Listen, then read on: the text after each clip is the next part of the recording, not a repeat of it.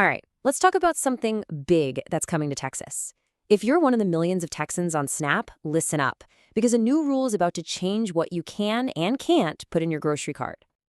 So you're probably wondering, what exactly is this big change? Well, it's something that's going to be noticeable right at the grocery checkout. And if you rely on SNAP, you'll definitely want to know the details. So let's just get straight to it. And here it is, the main headline. Starting in 2026, SNAP benefits in Texas will no longer cover candy or sugary drinks. Yep, you heard that right. It's a really specific, targeted change to what's considered an eligible food item. Okay, so with all that in mind, what does this actually look like when you're in the grocery store? Let's break down these new rules. What's out and what's still in. So here's the side-by-side. The most important thing to know is that the heart of the SNAP program is staying the same. All those staples, fruits, veggies, meat, milk, they're all still covered. The change is laser-focused on just a couple of categories: candy and certain sugary drinks. Those will be the items you can't buy with your benefits anymore. And they've gotten really specific about it, especially with drinks. There's a hard number, 5 grams. If a drink has 5 grams or more of added sugar per serving, it's off the list. So it's not a ban on all drinks, not at all. It's just a very clear line in the sand to target the super sugary stuff. Which, of course, brings us to the biggest question of all. Why? Why is Texas doing this now? Let's dig into the official explanation from the state. Okay, so this first quote is from Governor Greg Abbott. And the reasoning really boils down to 2 things. First, it's about promoting the health of Texans. And second, it's about making sure that taxpayer money is being spent on food that has, and I'm quoting here, real nutritional value. And that public health message is pretty consistent across the board. The HHSC, remember, they're the ones who actually run the program in Texas. They're saying the same thing.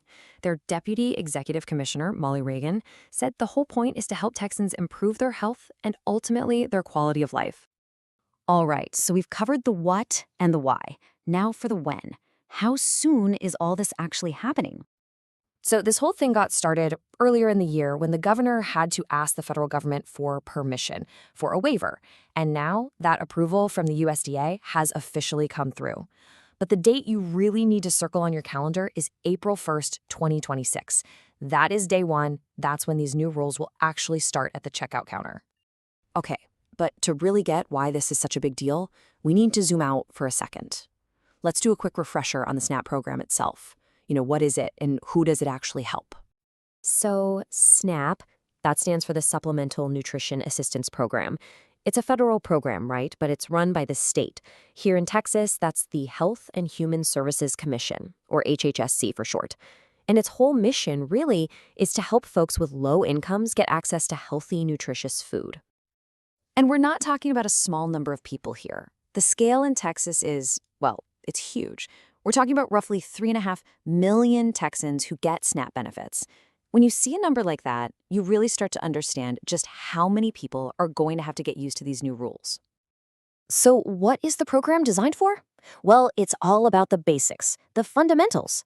Your benefits can be used for things like fruits and vegetables, meat, cereal, milk. You can even buy plants and seeds to grow your own food.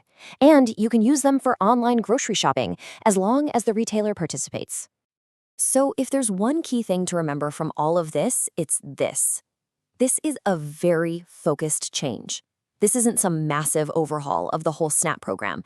Its main goal, to help people get essential healthy food, that's not changing. This new rule just, well, it narrows the definition of what counts.